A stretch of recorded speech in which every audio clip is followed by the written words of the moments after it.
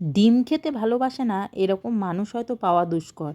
সত্যি কথা। আর ডিম এমন একটা জিনিস না, যে কোনো রান্নার মধ্যে দিলে মনে হয় যেন তার স্বাদ আরও দ্বিগুণ বেড়ে যায়।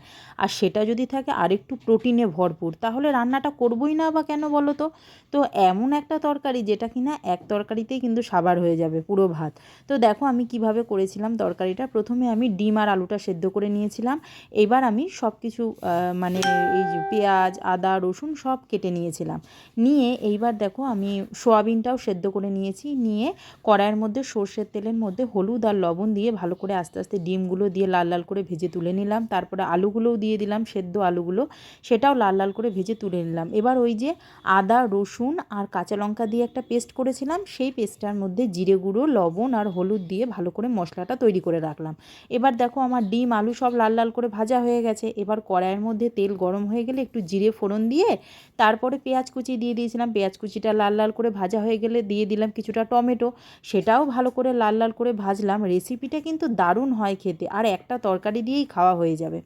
তো দেখো তারপরে কি করলাম, এবার টমেটোটাও ভালো করে বেশ নরম হয়ে আসলে ওই যে মশলাটা বানিয়ে রাখলাম না, সেই মশলাটা দিয়ে দিলাম। দিয়ে ভালো করে নাড়াচাড়া নাড়াচাড়া করলাম যতক্ষণ না পর্যন্ত মশলাটার থেকে তেল ছেড়ে আসে। তো দেখো মশলাটার থেকে ভালো করে তেল ছেড়ে আসলে ওই যে সোয়াবিনটা সেদ্ধ করে রাখলাম না, ওই সোয়াবিনটা দিয়ে দিলাম।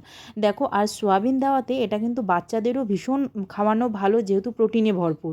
যাই হোক, এবার সোয়াবিনটা দিয়ে তারপরে ডিম আলু সমস্তটা দিয়ে ভালো করে নাড়াচাড়া করে কষিয়ে নিয়েছিলাম যতক্ষণ না তেল ছাড়ে।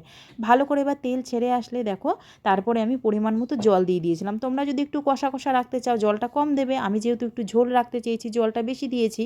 দিয়ে ভালো করে ঝোলটা ফুটে উঠলে দেখো তেলটাও বেশ আলাদা হয়ে গেলে তারপরে ওপর থেকে একটু গরম মশলা ছড়িয়ে নামিয়ে নিয়েও সোয়াবিন ডিমের তরকারি। দারুণ টেস্টি হয় খেতে, আর ভীষণ ভালো, বাচ্চারাও কিন্তু খুব সহজেই খেয়ে নেবে যেহেতু ডিম আছে। তো আমার রেসিপিটা কেমন লাগলো অবশ্যই জানিও। টাটা।